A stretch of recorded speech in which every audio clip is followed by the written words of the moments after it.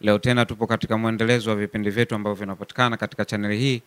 Tunakuomba uweze kusubscribe, kushare, kulike na kucomment, na pia uwe pamoja nasi mwanzo mpaka mwisho kwenye ushirikiano wa kuyaendeleza dawa hizi katika hali tofauti tofauti. Tunaomba ushirikiano wako wa hali na mali ili kuweza kuziongoza na kuziwezesha dawa hizi za hapa online na pia kupitia safari za vijijini. Leo pia tupo na Sheikh Shafi. Tunataka atueleze jambo ambalo hivi sasa limeshika hatamu, limegonga vichwa vingi vya habari na watu wakizungumzia kuhusu swala zima la amani. Leo tutamhitaji ama tutamuomba Sheikh Shafi tuzungumze amani kwa mujibu wa maandiko, Qur'ani na Biblia. Amani ni nini? Amani inatokana na nini? Karibu Sheikh Shafi. Amani ni nini? Amani inatokana na nini? Alhamdulillahi rabbil alamin, thumma salatu wassalamu ala rasuli Muhammad sallallahu alaihi wasallam. Rabbi shrah li sadri wa yassir li amri wahlul 'uqdatan min lisani yafqahu qawli. Sheikh Said, umezungumza jambo zito sana ambalo ndilo tunalolipigania katika nchi yetu ya Tanzania, hususan tuizungumzie nchi yetu ya Tanzania toka muda ambao tumepata uhuru mwaka 1961 mpaka sasa hivi 2025, takriban tuna miaka mingapi hapo kihesabu haraka haraka? Zaidi ya 64 manake. Lakini Mungu katujalia salama na amani katika nchi yetu, na tunamwomba Mungu basi atujalie amani hiyo iendelee mpaka siku ambayo tutakutanishwa na yeye Mwenyezi Mungu Subhanahu wa Ta'ala. Kwa tunaiomba amani iendelee ili tuweze kuishi kwa utulivu, tuishi kwa adabu, tuishi kwa busara na tuishi kwa kutendeana haki. Lakini tunaweza tukajiuliza, amani ni nini? Amani ni hali ambayo watu wakiishi katika haki na uadilifu na usawa pasipokuwepo machafuko. Tunaweza kusema amani ni kile kitendo ambacho hapana machafuko, ambapo watu wanaweza kuishi kwa usawa. Lakini kuna amani ya nafsi nayo. Nafsi nayo inatakiwa iwe na amani kwa kupata vile ambavyo nafsi inahitaji. Hiyo nayo inakuwa maana ya amani. Lakini tuzungumze upande wa kidini hasa. Sisi kama viongozi au maustazi wa kidini tuzungumze kwa imani ya dini yetu. Mimi nina imani kwamba watu wakimjua Mungu amani inapatikana. Watu wakimjua Mungu amani inapatikana. Kwa maana amani ya kwanza mwanadamu anayotakiwa kuwa nayo ni kumjua Mungu. Sijui umeelewa? Ina maana tukimjua Mungu sisi tutakuwa na amani. Lakini mwenye chanzo cha kulinda amani ni mwanadamu. Mwanadamu ndiyo asili ya kulinda amani na mwanadamu ndiyo asili ya kutenda haki. Sheikh Said, kuna ubinadamu na kuna amani na kuna haki, vitu vitatu. Kuna ubinadamu kwa maana utu, amani na haki. Vitu vingapi Sheikh Said hivi? Vitatu vinakusanyana kwa pamoja. Ubinadamu ni utu, mimi na wewe ndio wanadamu. Na ukisoma kwa mujibu wa Qur'ani kwamba Mungu alimpa mwanadamu amana. Alimpa mwanadamu amana. Emsoma 33:70 ngapi? Soma Qur'ani 33, sikosei aya kama sio ya 72. Kuna jambo tutajifunza kidogo kwamba Mungu anazungumzaje katika swala la mwanadamu. Kuna kitu mwanadamu alipewa, lakini tunataka tujue Mungu anakisemaje. 33:72 33:72 inasema, baada a'udhu billahi minash shaitani rajim, kwa yakini sisi tulidhihirisha amri zetu na makatazo yetu, tukazizuilia mbingu na ardhi, milima kuwa zitachukua madaraka ya kufuata amri hizo na kujiepusha na makatazo hayo ili zipate pepo, zikifuzu na moto zikifeli. Vikakataa, mwanadamu akaichukua, bila shaka yeye ni dhalimu mkubwa wa nafsi yake kwa kuwa amechukua dhamana hii wala haitekelezi mjinga sana. Aradhna al-amana, Mungu anasema tuliweka wazi amana yetu kwa mbingu na ardhi na majabali na milima, lakini vilikataa. Lakini mwanadamu akabeba. Na mwanadamu baada ya kubeba akawa hafati yale maelekezo. Kwa maana tunaona vitu vyote hivi, madaraka vilikataa. Sindivyo Sheikh Said? Lakini madaraka akayabeba nani? Mwanadamu. Madaraka ya kuongoza viumbe wengine. Inni ja'ilun fil ardi khalifa, mimi nitafanya katika ardhi kiongozi, nitamweka mwanadamu katika ardhi. Mwanadamu huyu katika ardhi atakuwa mtawala ambaye atakuja kutawala vingine vyote vilivyokuwepo. Kwa maana mwanadamu ndio ana madaraka ya kupanga, mwanadamu ndio ana madaraka ya kusimamia. Kwa mfano leo tuzungumzie wanyama. Sheikh Said, ushawahi kuona wanyama wamekana kikao wanajadiliana watapata vipi amani? Hapana. Kwa nini wasifanye? Hawana akili. Hawana akili. Au ushakuta mzee simba kamfuata mzee tembo, bwana tunapataje haki zetu? Au tembo au siku moja sungura wamekusanyana, basi bwana tukikutana na wanyama wanatula sana sisi hao. Sasa tufanyeje mustakbali wa kupata haki zetu? Inawezekana hiyo? Hapana, haiwezekani. Kwa mwanadamu ndio anatakiwa afanye mambo hayo. Mwanadamu aliyepewa madaraka Sheikh Said, yeye anawafanyia mpaka wanyama madaraka yake. Ndio maana leo kuna haki za nini? Za wanyama, haki za mifugo. Anatengeneza nani zile? Mwanadamu ndio anawatengenezea wale wanyama. Haki zao zinakuwaje? Hivi ndio anatengeneza zile haki. Lakini wanyama hawatengenezi haki, isipokuwa mwenye haki ya kutengeneza amani anakuwa ni mwanadamu. Kwa hiyo tukirudi hapo Sheikh Said, tunakuta kitu kwamba mwanadamu kapewa madaraka ya kutengeneza amani. Mwanadamu kapewa madaraka ya kutengeneza haki. Lakini kidini zaidi tunaamini yule ambaye anayemuogopa Mungu mara nyingi sana huwa anatenda haki. Yule ambaye anayemuogopa Mungu sana mara nyingi tunaamini kwamba huwa anatenda haki na kutafuta nini? Amani. Kwa maana tunasema kitu cha kwanza cha amani ni watu kumjua nani? Mungu.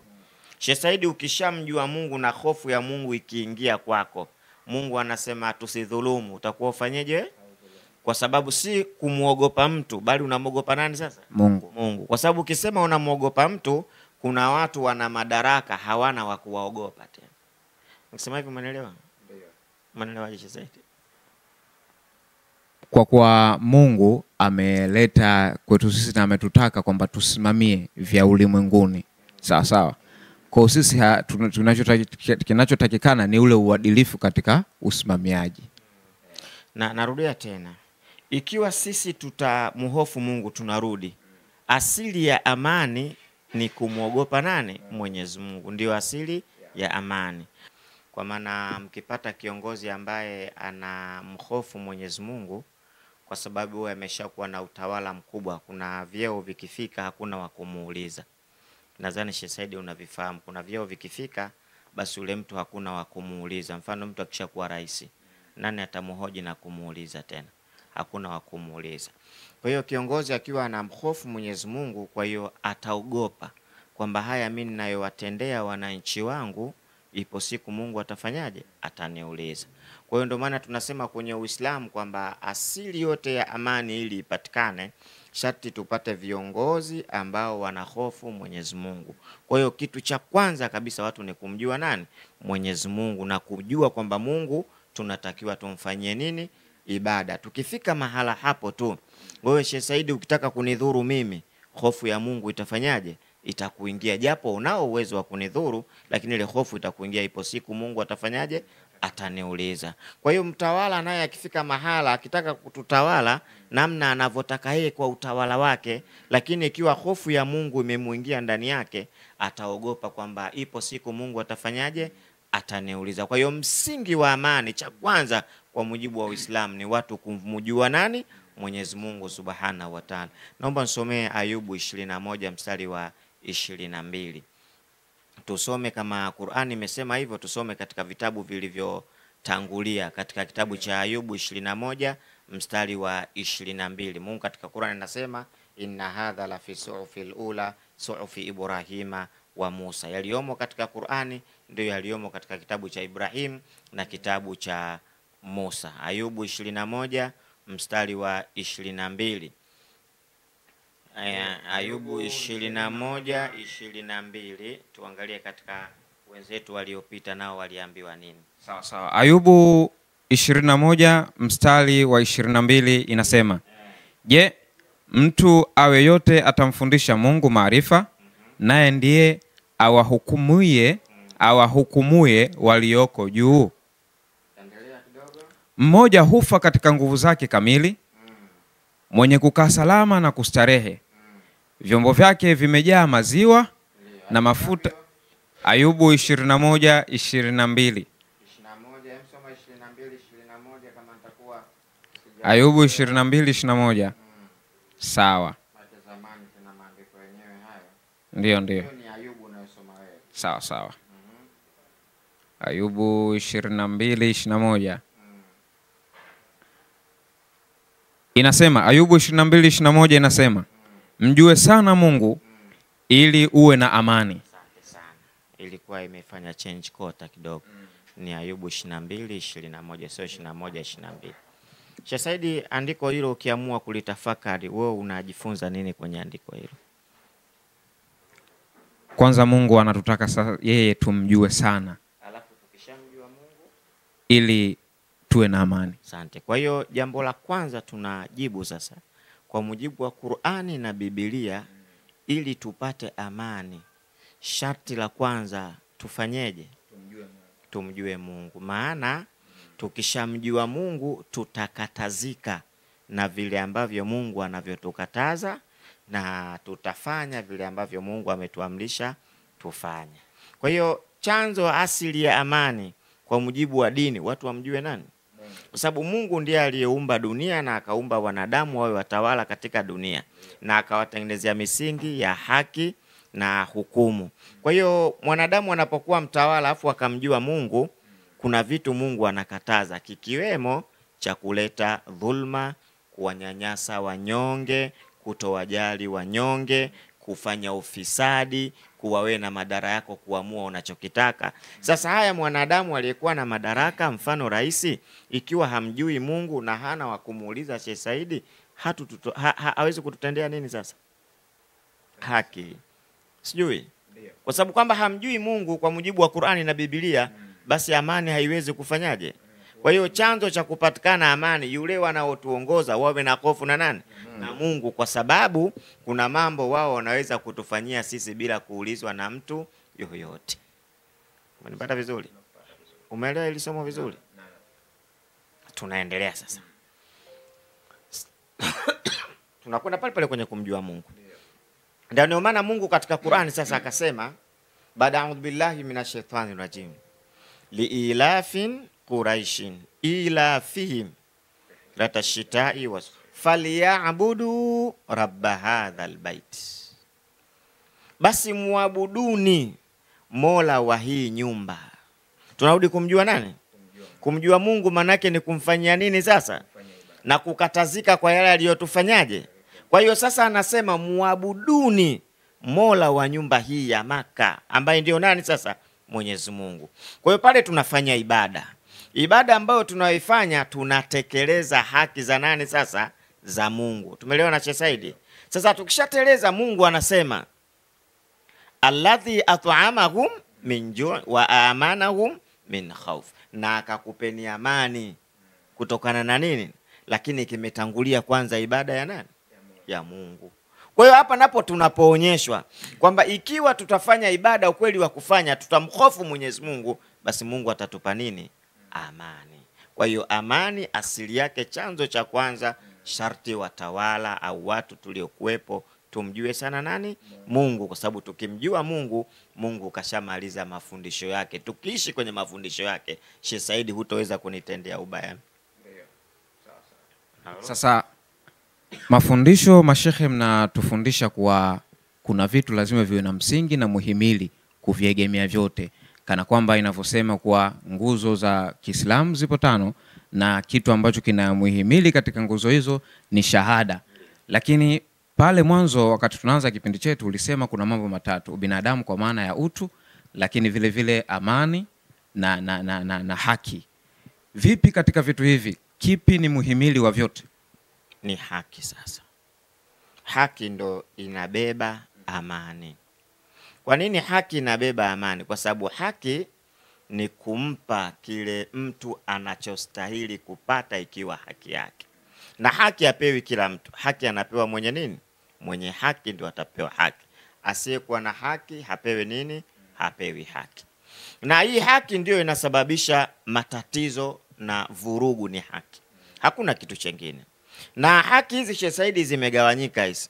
Kuna haki kwa maana ya umoja. Kuna haki kwa maana ya umoja.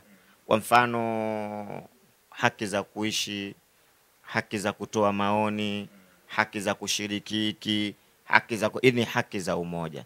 Na kuna haki ya mtu mmoja mmoja ambayo Sheikh Said hiyo ni haki yako wewe peke yako. Kwa mfano umejenga nyumba yako, ile ni haki yako wewe peke yako. Lakini inapokosekana haki sasa ndipo mahala ambapo amani inavunjika. Kwa maana Sheikh Said, amani haiwezi kuvunjika mahala ambapo kwenye haki, ila mahala panapokosekana haki ndipo amani inafanya nini?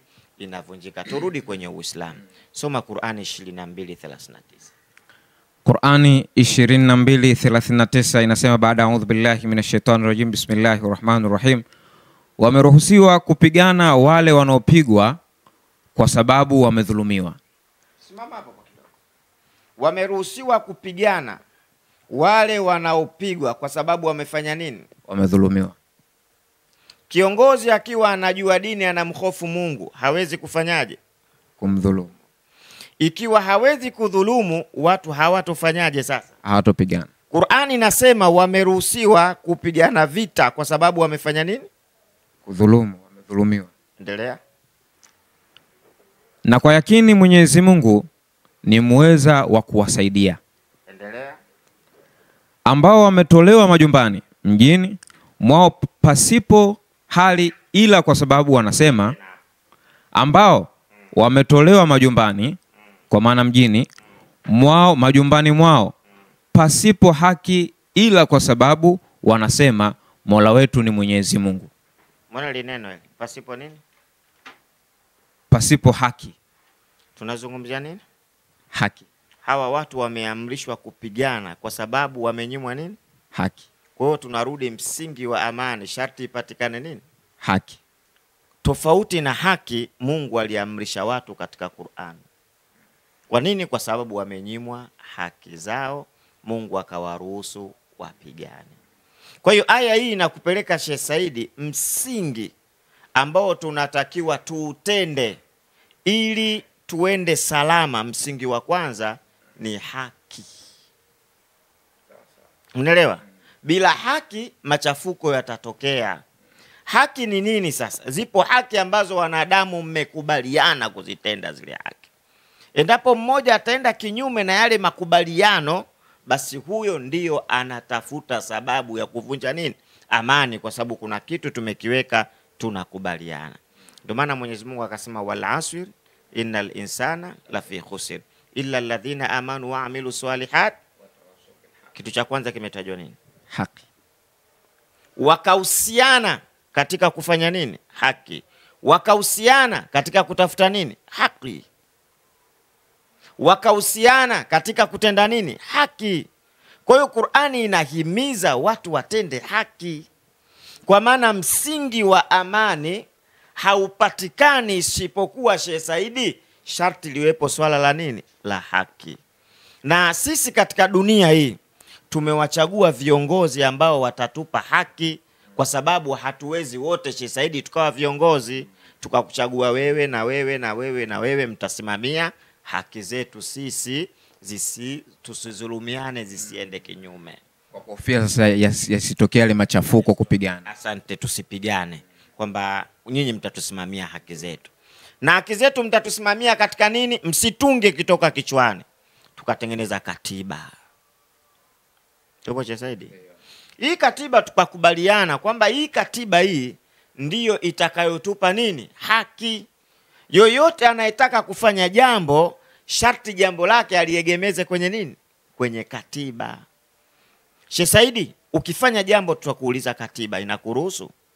Inakuruhusu, fanya. Sheikh Shafi, mbona katiba ikuruhusu wewe umefanya? Mimi nitakuwa mkorofi kwa sababu nimevunja ile kanuni ambayo tumeitengeneza kwa ajili ya kuogopa kutofanyiana haki. Umeelewa vizuri? Sasa ikiwa viongozi wanaoongoza watu wao wakashindwa kutoa haki, shida inaanza. Umeelewa Sheikh Saidi? Kwa mfano Sheikh Saidi, mimi nimekuja nimebomoa nyumba yako. Baada ya kubomoa umekwenda kulalamika sehemu husika kwamba Sheikh Shafi mimi amenibomolea nyumba yangu. Lakini kule mimi nimeenda nimeshinda, aidha kwa kutoa pesa, aidha mimi mkubwa, aidha mimi na kila kitu nikashinda. Wewe unarudi nyumbani, mimi nimekushinda na nyumba yako nimekubomolea. Wewe utafanyaje? Itabidi nipigane sasa. Kwa nini upigane? Kwa sababu nishafanya kila aina taratibu na kufika katika ngazi zinazohusika, lakini sikusaidiwa. Viongozi wameshindwa kukupa wewe nini sasa? Haki. Kwa hiyo utaitafuta haki kwa njia nayojua mimi sasa. Sasa ndio jambo baya tunalokwenda kulifanya. Na hapa ndo sasa inatokea ile kauli kwamba ninajichukulia sheria mkononi. Inatokea. Ilhali sababu ni wao. Sababu ni wao.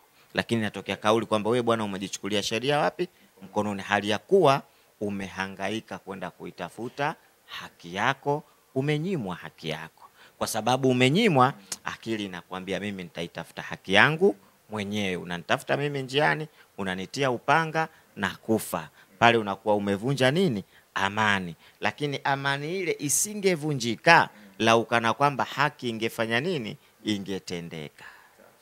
Umeelewa kipandiko vizuri? Nimekuelewa vizuri sana. Sana. Sana. Unaweza ukakisema kidogo? Kwa faida ya pamoja watazamaji wetu wa channel hii ya Ustadh Shafii Online TV, Sheikh amezungumzia haki na amani kwa kiwanja kipana sana. Lakini cha kwanza anahitaji au anatuomba kwamba viongozi kwa mamlaka husika na sehemu yoyote, kwanza kabisa kumjua Mungu. Ukimjua Mungu utakatazika. Lakini vile vile kufanya uadilifu bila magumashi. Na hapa nilitaka kuuliza Sheikh Shafii kitu kimoja. Umetolea mfano Warumi 14:17. Sawa. Warumi 14:17. Ndio. Sawa sawa. Warumi 14:17. Tafuta kitabu cha Warumi. Sawa. Warumi 14:17. Inasema maana ufalme wa Mungu si kula wala kunywa, bali ni haki na amani na furaha katika Roho Mtakatifu. Inasemaje hiyo? Maana ufalme wa Mungu si kula wala kunywa, bali ni haki na amani. Bali ni haki na amani. Kwa hiyo kimetangulia haki kisha ikaja amani. Kwa maana amani bila haki haiwezi kupatikana. Unaelewa? Soma Timotheo wa pili 2:22 tumalizia fulete swali lako. Ndio. Timotheo wa pili 2:22. Sawa sawa. Timotheo wa pili 2:22. Sawa. Timotheo wa pili 2:22 inasema, lakini zikimbie tamaa za ujanani, sawa, ukafuate haki, ukafuate haki, endelea, na imani, kisha na upendo, kisha na amani. Ona maneno. Kimetangulia nini? Haki. Chino chochote zaidi inatangulia haki. Inapopatikana haki ndipo amani na upendo unapatikana. Lakini huwezi kulazimisha watu wawe na upendo na amani ikiwa haki haijapatikana. Haki inapatikana vipi? Haki inapatikana kwa yale mambo mliokubaliana. Kwamba sisi tumekubaliana tutafanya 1, 2, 3, 4. Hiyo ndio itakuwa haki yetu. Anayekwenda kinyume na haya makubaliano haya huyo ndo anavunja nini? Haki. Sawa sawa. Kumsikia Mama Samia jana anazungumza kwamba vyama vya siasa vifate sheria ya nchi. Sawa? Kwa nini anasema vifate sheria ya nchi? Kwa sababu haki ndio ipo mule. Haki ipo mule sana. Kwa hiyo mama anazungumzia kwamba tufate sheria ya nchi, na sheria ya nchi inaongozwa na katiba. Kwa hiyo wakati anawaambia vyama vya siasa vifate sheria ya nchi, mama anataka tufuate kile kitu ambacho tulichokubaliana katika katiba. Kwa maana asiyefuata hii katiba ambayo tumekubaliana, huyo anakuwa anavunja nini? Amani. Si umeelewa? Ili niliseme wazi, kuna vyombo vingi sana vya Tanzania, baadhi yao vinavunja sana kanuni. Vinavunja sana kanuni, zinavunja. Sasa sisi watu wa mihadhara tunaona kabisa, unakwenda sehemu unaomba kibali polisi. Polisi hana mamlaka ya kutoa kibali cha muhadhara. Polisi sio kazi yake kutoa kibali cha muhadhara. Sio kazi yake kabisa. Kibali cha muhadhara kinatolewa na mwenye eneo la muhadhara. Kwa maana atatoa mwenyekiti wa serikali za mitaa au afisa mtendaji. Polisi unakwenda kupeleka taarifa kwamba mimi siku fulani nitakuwa na muhadhara maeneo fulani ya muhadhara natakiwa kufanya. Wao jukumu lao ni kuja kulinda. Lakini leo vice versa inavyofanyika, kibali unakwenda kuchukua polisi cha muhadhara wakati wao hawana haki ya kutoa vibali. Sio unaona cha zaidi? Ndio maana tunakwenda vice versa, tukae chini tujadili katiba yetu. Tukae chini tuseme na katiba yetu. Kila mtu mahala alipo afate katiba kiuangalifu. Ile katiba inasemaje? Katiba ikiruhusu kuandamana, alafu wewe ukakataza nisiandamane, mimi na wewe nani anavunja katiba? Wewe unavunja katiba. Kwa nini? Unanikataza jambo ambalo katiba tumekubaliana. Kwa maana hiyo unataka mimi nitafute njia nyingine, wewe sasa umeivunja hii katiba. Katiba ikikuruhusu Sheikh Saidi kufanya tendo, akatokea mtu akakukataza kulilifanya lile jambo, wewe huvunji sheria. Yule aliyekukataza ndo anavunja nini? Sheria. Kwa maana yule sasa anakulazimisha wewe uvunje amani. Kwa nini? Unikataze katika kitu tulichokubaliana kisheria. Umefungua kidogo? Sawa sawa. Kwa maana sasa kutatokea ubishani, mimi nafanya au utaki nifanye? Na mimi ubishani wangu nitakaofanya nitakwambia mimi katiba hii imeniruhusu kufanya. Wewe utasema mimi katiba hiyo sina mpango nayo. Sawa sawa. Na hapa nani atakuwa amevunja sheria? Aliyekuja kunikataza ndio amevunja sheria. Amevunja sheria. Kwa nini? Mimi nimefanya makubaliano yaliyomo ndani ya nini? Ya katiba. Kwa hiyo maneno ya mama mazuri sana. Anahimiza sana tufuate sheria za nchi zinazoongozwa na katiba. Lakini sasa asitokee mtu akavunja hizi sheria. Kwa maana kuvunja hizi sheria ni kupelekea watu kutafuta njia mbadala ya kujinasua. Hili ndio tatizo linaanzia hapo. Ndio maana tunalisema, tunataka nchi yetu ishi kwa amani. Tunataka tukae kwa amani kama ilivyokuwepo, na uchaguzi wetu tunamuomba Mungu upite kwa amani. Lakini amani yetu ili idumu sasa, tushike maneno ya mama kwamba tusivunje sheria za nchi. Chama chochote kile kisivunje sheria ya nchi. Kama maelezo ya mama yanavyosema, lengo nini? Kila mtu ajue wajibu wake wa katiba, anatakiwa kufanya nini. Sawa sawa. Anayetokea kuikataa katiba sasa akafanya vile ambavyo yeye anahisi kufanya, atajiona yuko mamlaka ya juu kushinda katiba tuliyokubaliana. Akifikia hapo, huyu atatuletea matatizo. Kwa nini? Sheikh Shafii ataona mbona mimi kitabu kinaniruhusu, kwa nini huyu anikatazie? Huyu sasa tumwambie, wewe unamkatazia huyu. Kwa nini unamkatazia wakati kitabu kinamruhusu kufanya? Wanadamu ujue tuna mapungufu yetu, lakini sometimes tuna kitu ambacho tunatekeleza ili tusibishane. Kwamba wewe kwa nini umefanya? Wewe kwa nini hujafanya? Ingekuwa hatuna muongozo tungekuwa katika hali mbaya sana. Lakini tumeutengeneza muongozo, japo una matatizo unafanyaje, lakini kwa sasa tudili katika muongozo wetu ule. Sijui umenipata Jesse? Nimekupata. Nimekuelewa vizuri. Na hapo nimekuwa nikiwauliza swali hili watu wengi, lakini wamepita kwa namna yao. Nataka nikuulize swali dogo tu ambalo utalijibu labda kwa ufupi. Kati ya haki na amani, kipi kinambeba mwenzie? Haki ndio inabeba amani. Umesikia? haki ndio inabeba amani. Yaani amani haiwezi kubebwa bila haki. Kwanza unyato tafuta haki. Nifungulie Biblia Sefania 2:3. Naam. Nifungulie Sefania 2:3. Mimi napenda nikisema, napenda nisome baadhi ya vitu ili watu waone. Sefania 2:3 mwishoni kabisa huku kitabu cha Sefania 2:3. Soma Sefania 2:3. Sefania 2:3 unasema, mtafuteni Bwana, enyi nyote. Mtafuteni Bwana.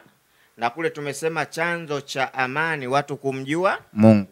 Sio unanielewa Said? Na huko nasema mtafuteni Bwana. Na mwanzo tumesema chanzo ili amani iwepo watu wamjue nani? Mungu. Endelea sasa. Mtafuteni Bwana, enyi nyote mlio wanyenyekevu wa dunia. Endelea. Ninyi mliozitenda hukumu zake. Unaelewa? Ambazo mmezitenda hukumu za nani? Zake za Mungu. Kwa maana